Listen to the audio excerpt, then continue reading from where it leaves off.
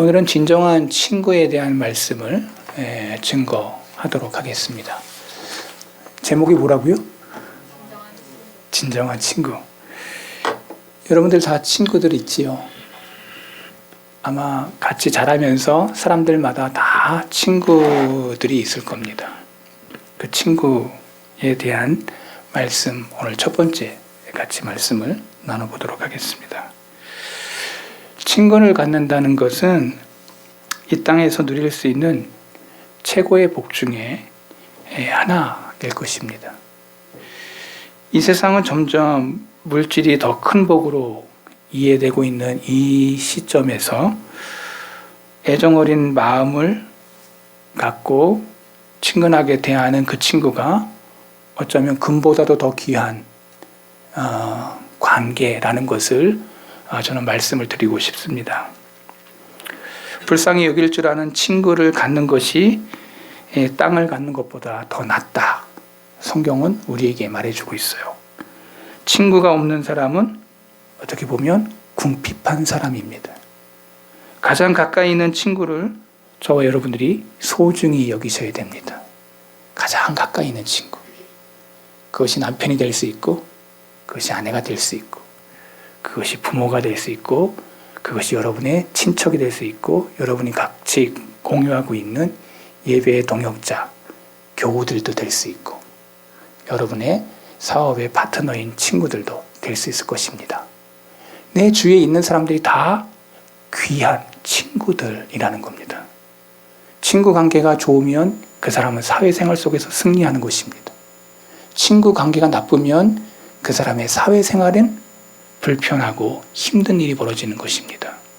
그러니까 관계, 저와 여러분들이 주위에 있는 관계가 다 좋을 수는 없겠지만 그래도 좋으려고 애를 쓰셔야 됩니다.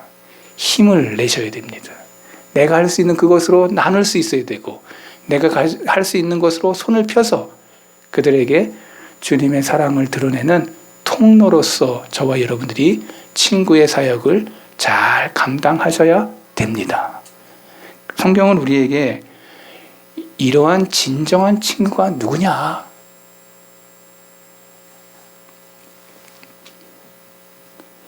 그분은 바로 예수 그리스도입니다. 우리의 진정한 친구는 예수 그리스도. 세상은 죄로 넘치고 있고 세상은 슬픔이 가득한 곳이라고 성경은 말하고 있습니다. 세상은 어두운 곳이고 한마디로 말해 낙담을 주는 곳이 세상입니다. 이러한 세상을 비추는 광명한 햇빛은 바로 친구의 우정일 것입니다. 주님이 우리의 친구가 되셔서 우리에게 광명의 빛을 비춰주셔서 우리로 하여금 새로운 세계를 열게 하신 분이 주님이라고 말씀하고 있습니다. 그래서 친구가 있는 사람은 어려울 때 그것이 반감이 돼요. 또 기쁠 때에는 그것이 배가가 돼요. 그 친구 때문에. 저와 여러분들 기쁨을 나눌 때에는 친구와 같이 나눌 때 기뻐합니다. 생일도 혼자 맞는 것보다는 친구들과 같이 생일 파티를 할 때 기쁨이 있어요. 상갓집에 혼자 울고 있는 것보다는 주위에 같이 와서 호객꾼이 되라는 게 아니지만 같이 마음을 아파하면서 울 때 그 슬픔이 반감이 되는 거예요. 이렇게 관계라는 것은 그만큼 중요하고 친구가 그만큼 중요한 것입니다. 하나보단 둘이 낫고 둘보단 셋이 낫고 그러니 우리 주위에 내 관계성 속에서의 친구 관계가 어떠하냐 그리고 주님과 나 사이의 관계가 어떠하냐 오늘 첫째 시간으로 우리의 진정한 친구는 누구냐 성경이 말하고 있는 우리의 진정한 친구는 예수 그리스도 그분을 잠시 말씀을 통해서 같이 나누고자 합니다. 여러분 진정한 친구가 필요하죠. 네, 성경을 보니까 잠언 18장 24절에 보니 어떤 친구는 형제보다 친밀하다. 친구가 피를 나는 형제보다도 친밀하다. 저도 우리 형제 중에서 우리 큰형이 주위에 친구들이 많았어요. 근데 놀면 저하고 3살 차이 나니까 저하고 안 놀고 꼭 친구들하고만 같이 노는 거예요. 저를 안 데리고 가. 여러분 그런 형제들 중에도 그런 경험이 있을 거예요. 근데 요새는 나하고 놀기를 더 좋아하려고 하시는 것 같아. 모르겠지만 너무 멀리 있어가지고 잘 돼가지만 전화 가끔 하면 그냥 이렇게 그런. 근데 이전에는 우리 형님이 다른 친구들하고 놀기가 더 좋아서 그랬는지 몰라요. 제가 뭘 얘기하냐면 성경에서도 그걸 얘기해요. 어떤 친구는 형제보다 더 친밀하다. 저는 오늘 이 시간 이 친구를 소개하면서 이분을 영접하기만 하면 이 땅에서 영원토록 여러분의 친구가 되어줄 그분, 아까 제가 얘기했어요. 누구시라고요? 예수 그리스도. 그분이 우리의 친구가 되어주신다고 성경이 말해주고 있습니다. 오늘 본문 11장 19절에 인자는 와서 먹고 마시매 말하기를 보라 먹기를 탐하고 포도주를 즐기는 사람이요 세리와 죄인의 친구로다. 친구. 근데 친구인데 누구와 누구의 친구냐면 세리와 그리고 죄인의 친구라고 세상 사람들이 예수님을 향하여 말한 것이에요. 그런데 가만 보면 저와 여러분들이 이 말씀을 읽으면서 친구의 개념 속에 저와 여러분들이 범주가 어디에 속하냐면 세리와 죄인에 속한다는 걸 꼭 기억하셔야 돼요. 저와 여러분들이 하나님 앞에 다 뭐예요? 죄인들이에요. 하나님 앞에 바르게 설 수 있는 사람은 이 세상에 아무도 없어요. 그런데 우리를 하나님 앞으로 인도하기 위해서 예수님이 이 땅에 오셔서 우리의 친구가 되셔서 우리를 하나님 앞으로 이끄신 분이라고 성경이 이야기하고 있어요. 저는 이 말씀을 믿습니다. 우리를 끝까지 인도하실 분이 누구시라고요? 예수 그리스도예요. 그래서 오늘 저와 여러분들이 염려하거나 근심하거나 걱정할 이유가 없습니다. 오늘 장로님 기도하시는 가운데에도 우리가 전염병이나 이 세상 것에 대해서 염려하거나 걱정할 이유가 없습니다. 우리를 이끄실 분은 누구시냐? 예수 그리스도이십니다. 그분이 우리를 이끄시는 거예요.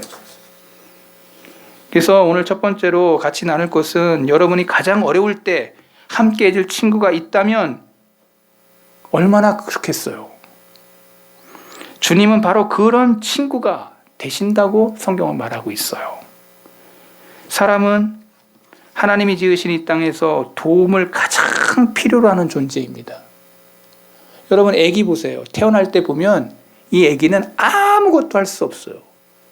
부모들의 도움 없이는 절대 이 아이가 제대로 자랄 수가 없어요.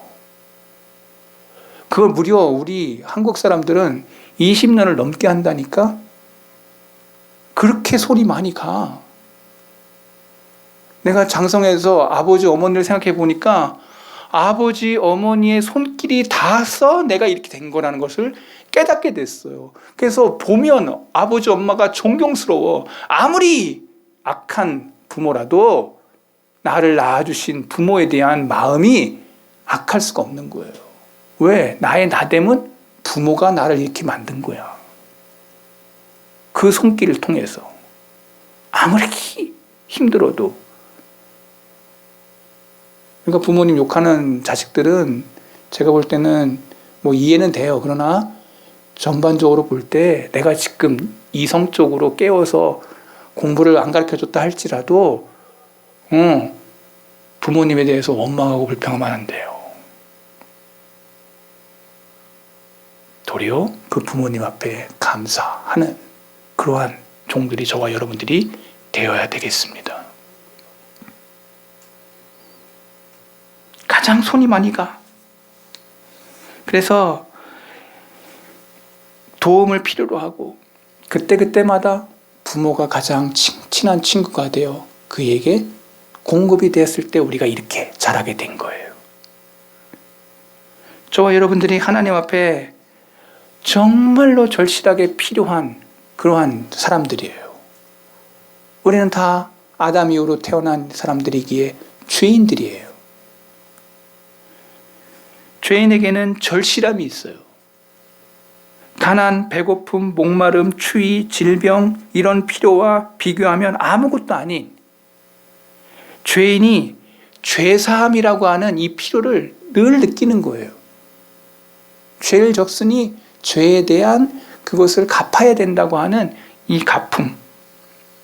죄사함은 가장 크고 절실한 필요예요. 죄책으로 괴로워하는 양심과 사망에 대한 두려움으로부터 건짐을 받아야 돼요. 하지만 이 죄인 스스로 죄사함을 얻을 수 있는 길은 성경에 보면 아무도 없어요. 아무것도 없어요. 구약에 표현을 했어요. 3대 절기, 5대 제사.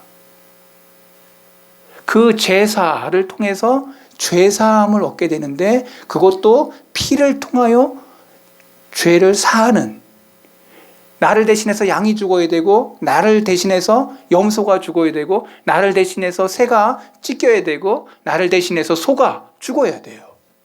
그래야 내 죄책이 사해지는, 근데 이것을 예표하고 있어요. 이 5대 제사가 누구를 예표하는가? 예수 그리스도.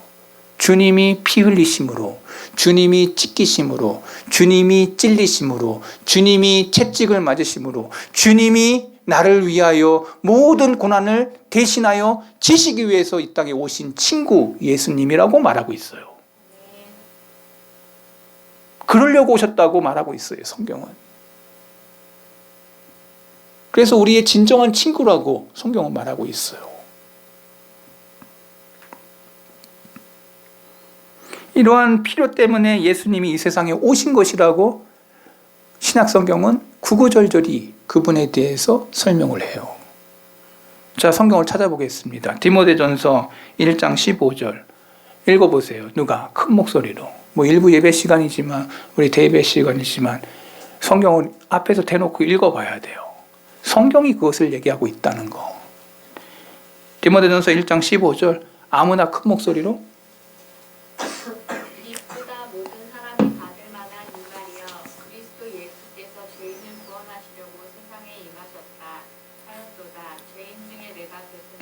아멘. 여기 보니까 그리스도 예수께서 누구를 구원하시려고? 죄인을 구원하시려고 세상에 임하셨다. 저와 여러분들을 구원하시려고. 여기 죄인에다가 여러분의 이름을 넣어야 돼. 저는 성경을 놓을 때마다 직접적으로 이게 누구를 위한 말씀인가를 생각해요. 성경을 읽을 때마다 꼭 여러분들이 이런 포인트를 여러분이 기억하셔야 돼요. 죄인 이름, 여러분 이름, 죄인 누구, 죄인 채범규를 위해서 세상에 임하셨다. 주님이 바울을 통해서 우리에게 설명해 줬어요. 본성적으로 우리 모두는 죽어가는 불쌍한 피조물에 불과해요. 우리나라에서 제일 높은 대통령에서 가장 낮은 거지에 이르기까지 우리는 모두 죽을 수밖에 없는 영혼의 질병을 가진 자들이에요. 이러한 사실을 알든지 모르든지, 그것을 느끼든지 느끼지 못하든지 우리는 날마다 죽어가고 있어요. 죄의 인자가 우리의 혈관을 타고 흐르는 것입니다. 그래서 언젠가는 우리의 심장이 뭐죠? 그 죄로 인하여 죽는 그 신세가 우리 안에 펼쳐질 거예요. 매 순간 우리는 더 악화되고 있어요. 그런데 성경은 주님께서 이 질병을 담당하시려고, 성경은 이 예수님을 우리의 진정한 친구라고 소개하고 있어요. 예레미야 33장 6절 그러나 보라 내가 이 성읍을 치료하며 고쳐 낫게 하고 평안과 진실이 풍성함을 그들에게 나타낼 것이라. 이가 누구예요? 주님이라고 말씀하고 있어요. 예레미야는 그것을 보고 말하고 있어요. 그 주님이 너희를 치료하며 낫게 하며 평안과 진실이 풍성함으로 그들에게 나타낼 것이라. 주님이 우리에게 낫게 하신다. 이러한 죄로 말미암아 죽을 우리가 낫게 하시는 분이 주님이시라고 말하고 있는 거예요. 저는 이 성경에 나온 말씀대로 믿습니다. 예레미야 선지자가 벌써 예수님에 대해 설명하고 있는 거예요.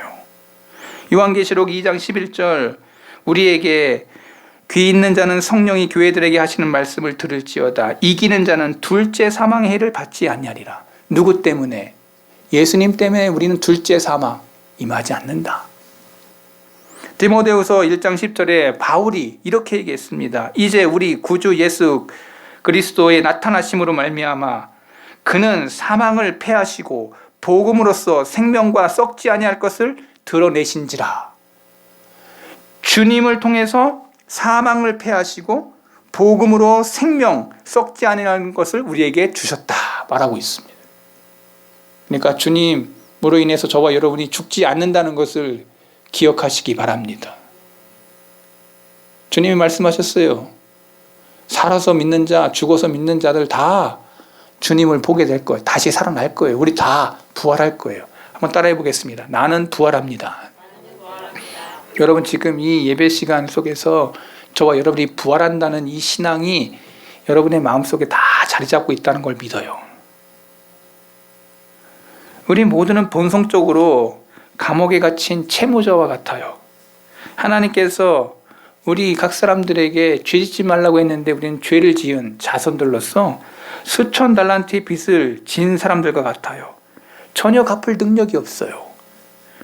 파산자예요. 이런 상태에서 벗어날 수 없는 소망 없는 자가 바로 우리들이에요. 우리는 하나님 앞에 어마어마한 빚을 졌기 때문에 그 책임에서 벗어나지 못하고 날이 갈수록 더 빚이 늘어나는 사람들이에요. 그런데 이러한 우리를 모든 형편을 아시고 친히 그 모든 것을 담당하시려고 속전, 자기를 팔아 대신 우리의 것을 돈을 갚아주신 분. 이걸 속전이라 그래요. 속전.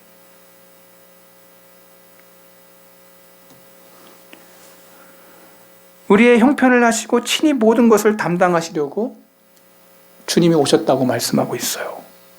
어디에? 호세아 13장 14절에 이렇게 써 있어요. 내가 그들을 스올의 권세에서 속량하여 사망에서 구속하리니 사망아 내 재앙이 어디 있느냐, 스올아 내 멸망이 어디 있느냐, 네 짐이 내 눈앞에 스물이라. 로마서에서 사도 바울이 얘기하는 것 같아요. 호세아가 먼저 얘기했어요. 이사야 61장 1절에도 주 여호와의 영이 내게 내리셨으니 이는 여호와께서 내게 기름을 부으사 가난한 자에게 아름다운 소식을 전하게 하려 하심이라. 나를 보내사 마음이 상한 자를 고치며 포로된 자에게 자유를, 갇힌 자에게 노임을 선포하며. 주님이 우리가 다 자유인이 아니고 죄인들인데 우리를 자유하게 하기 위해서 오셨다는 거예요. 갈라디아서 3장 13절에 바울이 이렇게 얘기했어요. 그리스도께서 우리를 위하여 저주를 받은 바 되사 율법의 저주에서 우리를 속량하셨으니 기록된 바 나무에 달린 자마다 저주 아래 있는 자라. 우리를 속량하기 위해서 십자가에서 대신 갚으셨다는 거예요. 우리는 본성적으로 버려진 자들이었고 영생의 자지에 도달할 수 없는 자들이었습니다. 구조될 소망도 능력도 없는 우리입니다. 죄책의 짐을 진 채 각자의 죄의 사슬에 매어서 속절없이 가라앉는 구멍난 배에 앉아있는 우리들이었습니다. 이제 죽을 날만 기다리는 거죠.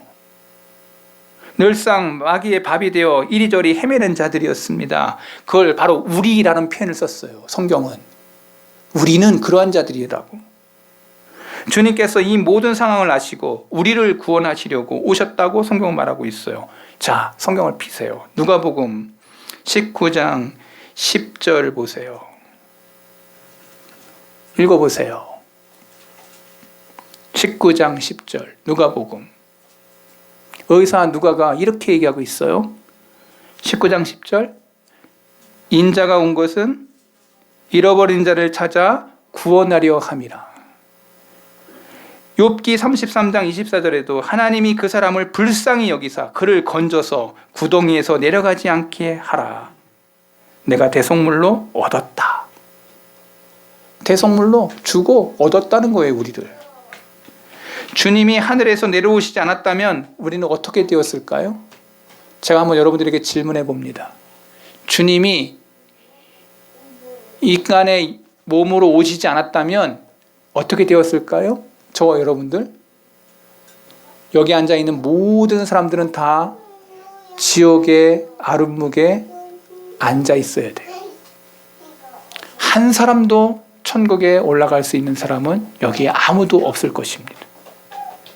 그런데 주님이 2000년 전에 이 땅에 아기 예수로 오셔서 이 땅에 33년 동안 이 땅에서 죄 없이 이 땅에서의 사생의 공생애를 사시고 맨 마지막 우리의 죄값을 치르시려고 속전, 자기를 팔아 그 우리의 빚졌던 것을 다 갚으시려고 속전이 되셔서 대성물이 되셔서 십자가에서 죽으셨다. 이게 신약의 핵심 메시지예요. 신약성경은 이렇게 구약에 비해서 얄팍하지만 그 책의 핵심은 예수 그리스도가 나를 위하여 죽으셨다는 거예요. 그 표현을 우리라는 표현으로 사용했어요. 우리 안에 우리가 다 들어있는 거예요.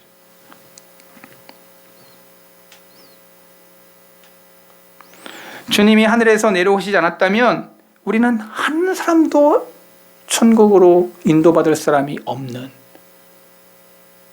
그런데 주님이 오셔서 우리를 대신해서 다 갚으시고 속전하시고 우리를 천국의 백성으로 이끄셨다는 말씀이 신약성경의 핵심 말씀이에요.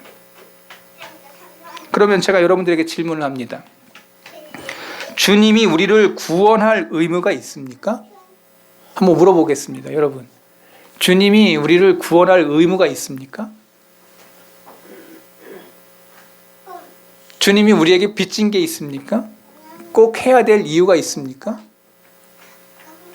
전혀 없습니다. 주님의 자발적인 사랑과 긍휼과 연민이라는 사실을 우리는 신약 성경을 통해서 읽어봅니다. 주님의 넘치는 은혜로, 주님의 넘치는 사랑으로 주님이 이 땅에 오셨다는 사실을 우리에게 설명합니다. 창조 이래 세상의 역사를 보세요. 우리가 잘 아는 역사를 생각해 보세요. 사람들의 자손에게서 찾아볼 수 없는 이 사랑, 이 은혜, 이 긍휼을 신약성경은 이야기하고 있어요. 창조 이래 역사 이래 이러한 사랑이 없다고 말하고 있어요. 언제 어디서 찾아볼 수 없는 주님과 같은 친구를 만난 사람과 친구를 만나지 못한 사람의 일생이 다르다는 것을 우리에게 역사로 설명을 해요. 여러분들에게 진정한 친구는 누굽니까? 진실한 친구는요, 행동으로 드러납니다. 한번 따라해 보겠습니다. 진정한 친구는 행동으로 드러납니다. 주님의 행동이 어떠한지를 제가 여러분들에게 지금부터 설명을 하겠습니다. 진실한 친구는 말로 하지 않습니다. 글이나 그런 것으로 하지 않습니다. 행동을 통해서 그의 우정을 드러냅니다. 우정이 있다는 것은 행동으로 드러나요. 립 서비스가 아니야. 주님은 우리에게 오기 위해서 하늘 보좌를 버리시고 오셨습니다.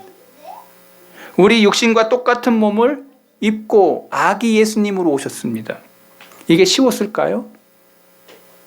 하나님이신데 그걸 버려. 그리고 육신의 몸, 아기 몸으로 오셨어. 그걸 30년을 살았어. 그리고 3년을 주님이 원하시는, 하나님이 원하시는 뜻에 의해서 3년만을 그렇게 험악한 인생을 사셨어. 하늘 보좌 버리고 육신의 옷을 입고 하나님과 동등하신 그분이 우리와 같은 몸을 입고 이 낮고 낮은 우리에게 왕으로 오셨지만 가장 거지보다도 못한 그런 곳에서 태어나셔서 가장 힘들고 어려운 생애를 주님이 사셨다는 사실을 성경이 우리에게 폭로하고 있습니다. 창조주가 어느 인간과 다름없는 연약한 아이로 오셔서 우리와 차이가 있다면 주님은 죄가 없는 몸으로 오신 거예요. 바울이 말합니다. 고린도후서 8장 9절, 우리 주 예수 그리스도의 은혜를 너희가 알거니와 부요하신 이로써 너희를 위하여 가난하게 되심은 그의 가난함으로 말미암아 너희를 부욕해 하시려고 오셨다고 하고 있어요. 이 말씀을 읽으면서 눈물이 나요. 본인은 부요하신 분인데 우리 가난한 자들을 위해서 오셔서 너희를 부욕해 하기 위해서 내가 가난하게 오셨다는 거예요. 여러분, 물질을 포기한다는 거 여러분 쉽지 않아요? 부모들이 자식에게 물질 주면서 포기하는 게 이게 쉽지 않아요. 그래서 제가 그 나이 드신 분들한테, 재산 있는 분들한테 꼭 그 얘기 해줬어요. 죽을 때까지 애들 주지 말라고. 돈 때문에라도 애들이 효도할 거라고.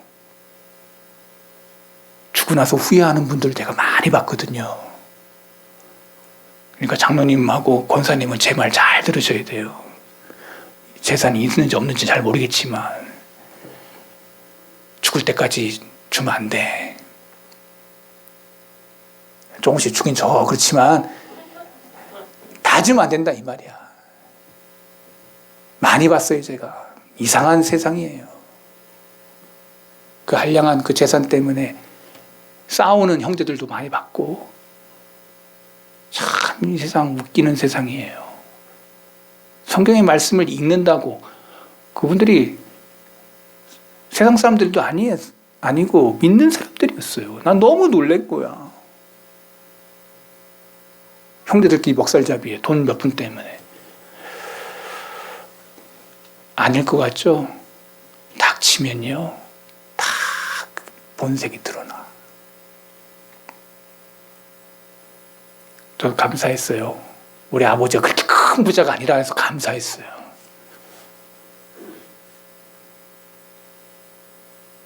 몰라, 또 우리 형제들 또 그럴란가 몰라. 그래서 내가 입찬 소리 못하겠지만 그 돈 때문에 그렇게 하면 안 되는 거예요.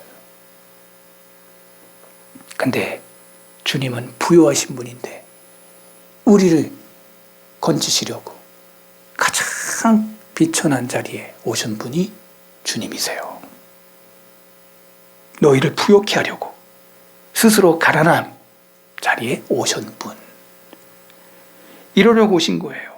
주님은 우리 때문에 이 악한 세상에 33년을 지내셨어요. 그것도 멸시를 받으려고, 영광을 받으시러 온 게 아니에요. 거절을 받으시려고, 질고와 슬픔을 받으시려고. 만왕의 왕이셨는데 머리 둘 곳이 없었고, 만주에 주셨는데 자주 기진했고, 배가 고프셨고, 목마르셨고, 가난했어요. 어떨 땐 허겁지겁 식사하셨어요. 빌립보서 2장 7절 보면 오히려 자기를 비워 종의 형체를 가지사 사람들과 같이 되셨고, 사람의 모양으로 나타나사 자기를 낮추시고 죽기까지 복종하셨으니 그 십자가에 죽으심이라.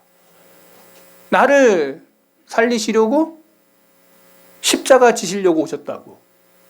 제가 이성 있는 사람으로서 성경 말씀 읽다가 울었어요. 얼마나 우는지 몰라요. 이해할 수 없는 사랑이에요.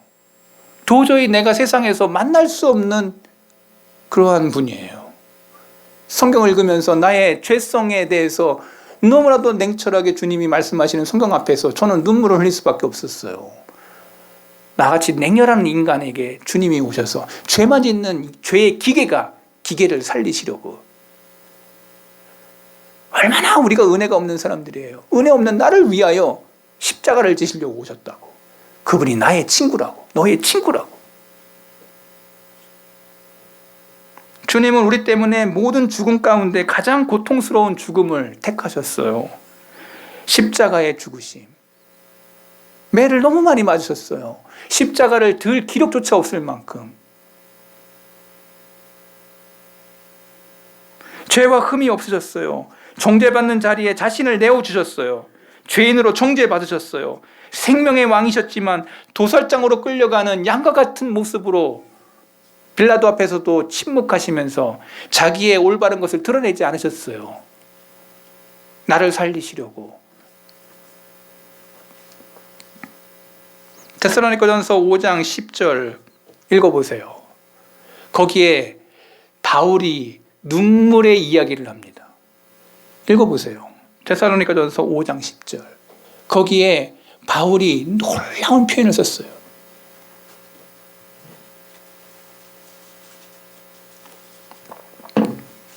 큰 목소리로 누가 한 사람 읽어보세요. 데살로니가전서 5장 10절. 신약성경 아직도 지금 찾고 있으면 이거 심각합니다. 지금 5장 10절. 예수께서 우리를 위하여 죽으사 우리로 하여금 깨어 있든지 자든지 자기와 함께 살게 하려 하셨느니라. 우리를 위하여 뭐 하셨다고요? 죽으사. 우리를 위하여. 저와 여러분들을 위하여 죽으사. 바울이 이걸 쓰면서 아마 엄청 감동하면서 썼을 거예요. 우리를 위하여 죽으사. 여러분을 위해서 죽으려고 진정한 친구가 되시려고 죽으셨다고 말하고 있어요. 여러분 죽는 게 쉬워요? 아마 자살을 결심한 사람들은 아마 느낄 거예요.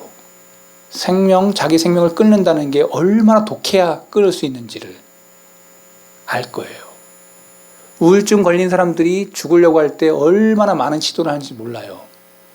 저는 대학 다닐 때 그걸 한번 경험한 적이 있어요. 심리학과니까 가서 그러한 사람들을 만난 적이 있어요. 여기 손에 이렇게 한 번, 두 번 경기 아니야. 그런 사람을 만나면서 그 사람들이 불쌍했어요. 너무 불쌍해. 여러분 이게 남이 아니고 멀리 있지 않아요. 여기도 정신과 병원 요 가까이 있잖아. 우리가 그런 약한 존재들이에요. 근데 그러한 우리를 위하여 죽기 위해서 오셨대. 나를 건지시려고. 왜 그렇게 하셔야만 했는가? 왜 그렇게 해야 할 의무가 있으셨는가? 성경을 찾아봐도 도저히 그것을 찾을 수가 없었어요. 그걸 풀려고 하면 하나님의 사랑, 하나님의 긍휼, 하나님의 은혜가 아니고는 이것을 풀 적이 없어. 하나님의 사랑을 받은 자들이에요. 하나님의 긍휼을 받은 자들이에요. 하나님의 은혜를 저와 여러분이 받은 자들이에요. 저는 성경을 읽을 때마다 그걸 깨닫게 됐어요. 나같이 사랑 없는 자에게 하나님은 사랑을 베푸셨고, 나같이 긍휼 없는 자에게 긍휼을 베푸셨고, 나같이 은혜 없는 자에게 하나님이 은혜를 베푸셔서 주님을 통해서. 주님은 12영도 더 되는 천사들을 불러서 싸우게 하실 수 있었어요. 말씀으로 원수들을 물리치시고 이길 수 있으셨어요. 그런데 주님은 자발적으로 고난의 자리, 십자가의 자리로 나아가셨다고 성경 기자들은 한결같이 이야기했어요. 저는 이해할 수가 없었어요. 이러한 사랑을 저와 여러분이 받은 자들인데, 성경을 읽는 자들이라면 우리가 그 주님 앞에 꼬꾸라져야 되는데 우리가 너무 성경을 건성건성으로 읽지는 않는지, 한 말씀을 깊이 씹어 먹어야 되는데, 한 말씀을 깊이 묵상해야 되는데, 우리의 죄를 제가 속전에 얘기했어요. 죄를 면하려고 바치는 돈, 자신의 살과 피를 찢으시면서 우리의 죄를 갚으시려고 몸으로, 행동으로 보이셨어요. 아까 제가 친구 얘기했죠. 친구는 말로 하는 게 아니라 행동을 한다 그랬죠. 그 행동에 살과 피를 찢기는 채찍을 맞으면서 너희를 사랑한 행동의 자국을 보여. 십자가를 지시면서 못을 받으시면서 창을 받으시면서 내가 너를 이렇게 사랑해. 이 완악한 사람이 거기서 뒤집어진 거예요. 눈물을 흘리면서 주여, 나 같은 사람도 생명책에 내 이름 기록해 주셨을까요? 라고.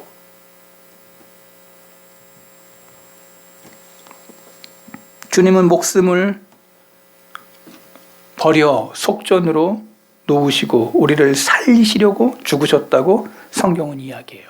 누가? 베드로가. 베드로전서 3장 18절. 그리스도께서 단번에 죄를 위하여 죽으사 의인으로 불의한 자를 대신하셨으니 이는 우리를 하나님 앞으로 인도하려 하심이라. 우리를 하나님 앞으로 인도하기 위해서 의인으로 불의한 자를 대신했고 단번에 죄를 위하여 죽으셨다고 말하고 있어요. 베드로가 수제자야. 근데 그가 예수님을 증언할 때 이렇게 표현했어요. 바울의 말을 들어보세요. 고린도후서 5장 21절. 하나님이 죄를 알지도 못하신 이를 우리를 대신하여 죄로 삼으신 것은 우리로 하여금 그 안에서 하나님의 의가 드러내게 하려 하심이라. 예수님 죽으시고 우리를 살리시려고 그렇게 행동하셨다는 거예요. 인간으로 도무지 헤아릴 수 없는 우정, 도무지 이해할 수 없는 사랑, 도무지 이해할 수 없는 은혜를 주님을 통해서 우리는 만나보고 보게 되고 깨닫게 되는 거예요. 사랑하는 친구를 위해서 죽는 사람이 있다고 해요. 자신을 증오하는 사람들을 위해서 목숨을 내놓은 사람은 세상에 없어요. 사랑하는 자를 위해서 죽는 사람은 있다고 해요. 그러나 증오하고 그 사람을 향하여 소리 지르는 그 사람들, 빌라도 법정 앞에서 바라바를 달라달라고 예수님은 죽이라고 했던 그 사람들을 위하여 죽으신 주님의 사랑이 드러나요. 바울은 말합니다. 로마서 5장 8절, 우리가 아직 죄인 되었을 때 그리스도께서 우리를 위하여 죽으심으로 하나님께서 우리에 대한 자기의 사랑을 확증하셨느니라. 바울은 사울이었어요. 사울은 어떤 자였냐? 의인 스데반을 죽을 때, 돌로 쳐 죽일 때 잘 죽는다고 소리쳤던 자였고, 그는 가말리엘의 제자였기 때문에 대제사장의 그룹의 사람들 속에 속해서 예수님이 죽는 것은 필연적으로 당연한 것이고, 그 불의한 자들 속에서 소리 질렀던 사람 중에 한 사람일 수 있을 가능성이 있는 그 사람이 예수님을 다메섹 도상에서 만나고 난 이후 그가 뭐라고 고백하는가 하니, 우리가 아직 죄인 되었을 때에 주님을 위하여 그렇게 죽이라고 외쳤던 사람들 가운데 한 사람이었던 그가 죄인 되었을 때에 우리를 위하여 주님이 죽으심으로 하나님께서 우리에 대한 자기의 사랑을 드러내셨다. 하나님의 사랑을 예수님의 십자가의 사랑으로 우리에게 드러내셨다고 설명하고 있어요. 자기를 미워하는 자들을 사랑으로 목숨을 내어놓은 주님, 그 주님이 우리의 친구가 되신다고 말하고 있는 거예요. 시간이 다 돼가지고 제가 오늘 여기까지만 해야 될 것 같아요. 다음 시간에 계속해서 예수님이 나에게 진정한 친구가 되시는 것에 대한 성경의 증거를 또 한 번 증거하도록 하겠습니다. 여러분, 진정한 친구가 누구십니까? 여러분에게 있어서 진정한 친구가 예수 그리스도이시기를 바랍니다. 하나님 아버지,